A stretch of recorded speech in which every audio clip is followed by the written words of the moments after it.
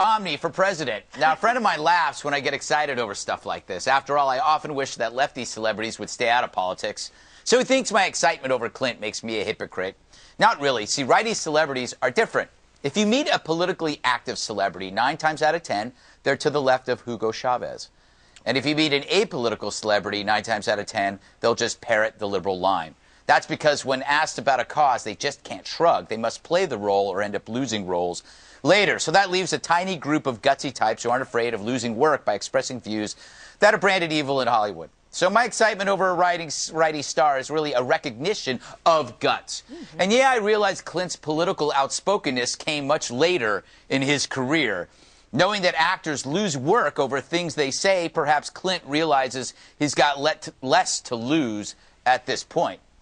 But lefty stars risk nothing, ever. In fact, they gain from their political views job-wise. So the next time some young star lies about how fracking causes breast cancer, realize it's only for his career, because the lefty ladder has now replaced the casting couch, which means they can now screw the whole country at once.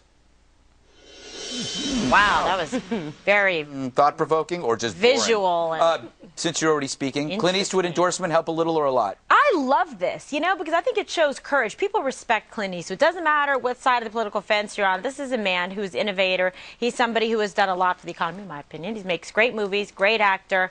He's got a lot of credibility. Why not? And I loved Gran Torino. Hey, Bobby, why do action heroes always be like Chuck? You got Chuck Norris, Stallone, Arnold Schwarzenegger, Clint Eastwood, Tom Selleck, Bruce Willis, Kevin Sorbo. There's not a lefty among them. Why are they always the... Well, I mean, you just list off people who endorse conservative candidates, which is perfectly legitimate. You forgot Gary Sinise and my brother, for that matter. Yeah, it's true. And love him. It is true that in Hollywood, look, it is a place that is full of a lot of liberals. I mean, that's just the reality. It's like looking at Upper East Side of Manhattan.